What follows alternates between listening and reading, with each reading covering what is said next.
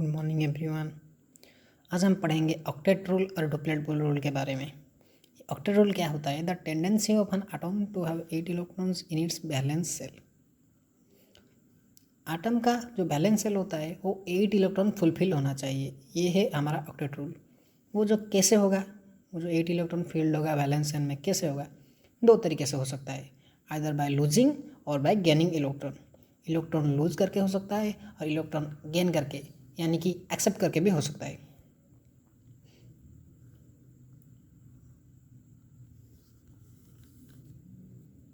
ये जो लूजिंग और गेनिंग दोनों तरीके से होते हैं।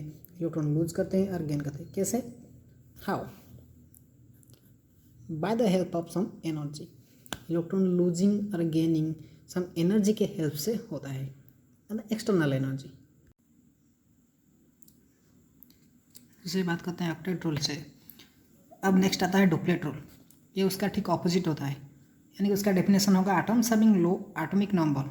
यानी डुप्लेट रूल उसी एटम के लिए होगा जिसका एटॉमिक नंबर वैल्यू है, यानी कि 10 सोडियम कैल्शियम ऐसा लो एटॉमिक नंबर है। In between 20 atoms having low atomic number have a tendency to have 2 electrons in their valence shell. वो ऑक्टेट रूल में क्या होता था? 8 इलेक्ट्रॉन होता था। डुप्लेट रूल में 2 इलेक्ट्रॉन होता है। ये ऑपोजिट है, ठीक है। ये जो इलेक्ट्रॉन लूजिंग और गेनिंग हो रहा है वो ठीक उसी तरह की है जिस तरह से हो रहा था ऑक्टेट रूल में, उसी तरह से हो रहा है डुप्लेट रूल में, by the help of some external energy sources. अब देखेंगे ये जो ऑक्टेट रूल है और डबलेट रूल है और डुप्लेट रूल है वो कैसे वर्क करता है। वो आयंस के ऊपर वर्क करता है। तो आयंस कैसे फॉर्मेशन होता है ये अब देखना चाहिए। तो फॉर्मेशन ऑफ आयन जैसे फॉर्मेशन होता है when atom loses or gains one or more valence electron then ion is form. अगर कोई एटम लूज करे या गेन करे, उसका वन और मोर एक इलेक्ट्रॉन और उससे ज़्यादा इलेक्ट्रॉन, ये जो ऑक्टेट रूल और doublet rule mainly ion formation के ऊपर डायरेक्टली डिपेंडेंट है। कैसे डिपेंड करता है आयन फॉर्मेशन का? When atom loses or gains one or more valence electron then ion is form. Ion form होता है जब atom one or more balance electron lose करता है या गेन करता है। अगर एटम लूज करता है इलेक्ट्रॉन देन पॉजिटिव चार्ज होता है यानी कि कैटायन। अगर एटम गेन करता है इलेक्ट्रॉन्स यानी कि नेगेटिव चार्ज होता है एनायन। जैसा कि आप लोग देख पा रहे हैं, एटम अगर इलेक्ट्रॉन लूज करेगा तो पॉजिटिवली चार्ज होगा यानी कि कैटायन होगा। एटम से अगर इलेक्ट्रॉन गेन करेगा तो नेगेटिवली चार्ज होगा यानी कि आयन होगा। ये सिंपल कंसेप्ट है, पता है सबको। तो उसका थोड़ा एग्जांपल बना के आपको समझता हूँ। एटम्स कैसे इलेक्ट्रॉन लूज करता है और गेन कैसे करता है इलेक्ट्रॉन्स, यानी कि कैटायन आयन फॉर्मेशन कैसे होता है, ये थोड़ा एग्जांपल लेने में क्लियर हो जाएगा। पहले एग्जांपल ले लेते हैं कैटायन की। कैटायन का अगर हम सोडियम लेते हैं, उसका केमिकल रिएक्शन होगा sodium plus plus electron minus. कैसे हुआ? क्योंकि ये जो एटम सोडियम लूज किया एक इलेक्ट्रॉन, सो इलेक्ट्रॉन लूज किया प्लस पॉजिटिव चार्ज, एक पार्शियली पॉजिटिव चार्ज क्रिएट हुआ सोडियम एटम की पहले और इलेक्ट्रॉन रिवॉल्व हुआ। जैसे ये सर्कल आप देख सकते हैं, ये सोडियम आयन है, इसका 11 प्रोटॉन और 12 न्यूट्रॉन है। आउटर मोस्ट सेल में 3 ऑर्बिट है, जैसे कि मैं डिस्ट्रीब्यूट कर रहा हूँ। अगर फर्स्ट सेल में है 2, सेकेंड सेल में है 8 और नेक्स्ट सेल में 1। ये अकेला इलेक्ट्रॉन है। ये जो सेल हमेशा याद रखिए ये घूम रहा है, ये ऑर्बिट कर रहा है, ठीक है।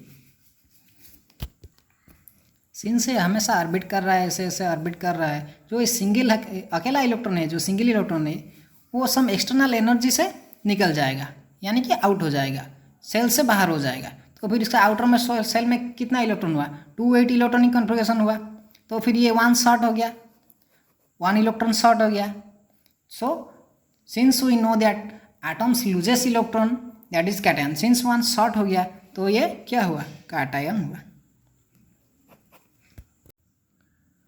जैसा कि देख रहे हैं हम कैटायन देखे थे। Let's consider ion. आयन के लिए मैं क्लोराइड का एग्जांपल ले रहा हूँ, क्लोरीन एटम का, जिसका 17 प्रोटॉन और 18 न्यूट्रॉन है, ठीक है। मैं डिस्ट्रीब्यूट कर लेता हूँ इलेक्ट्रॉन इस तरीके से 2 8 7, ठीक है। ये भी रिवॉल्व कर रहा है, घूम रहा है, बहुत ज़ोर से घूम रहा है, ठीक है। ये कैसे आयन हुआ ना? ये जो घूम रहा है, ये जो अकेला इलेक्ट्रॉन है ना, कैटायन में आपने क्या देखा था, वो अकेला इलेक्ट्रॉन के साथ अकेला इलेक्ट्रॉन निकल गया था बाहर, लेकिन ये जो अकेला इलेक्ट्रॉन है यहाँ पर एक इनवर्ड हो जाएगा इलेक्ट्रॉन, +1 इलेक्ट्रॉन इन हो जाएगा, ठीक है, एक इनवर्ड हो जाएगा +1 इलेक्ट्रॉन। तो फिर ये जो ऑर्बिट है हमारा, ये जो क्लोराइड एटम है, इसमें 1 इलेक्ट्रॉन एक्सेस हो गया, यानी 1 इलेक्ट्रॉन ज़्यादा हो गया, ठीक है। तो फिर क्या हुआ, ये इलेक्ट्रॉन गेन किया, 1 इलेक्ट्रॉन जैसा कि ज़्यादा हो गया तो ये इलेक्ट्रॉन गेन किया। सिंस क्लोरीन गेन इलेक्ट्रॉन, जो एक पार्शियल नेगेटिव चार्ज फॉर्म हुआ क्लोरीन एटम के ऊपर, sorry, partial negative charge create हुआ, ठीक है। तो जैसे कि हम लोग जान रहे थे,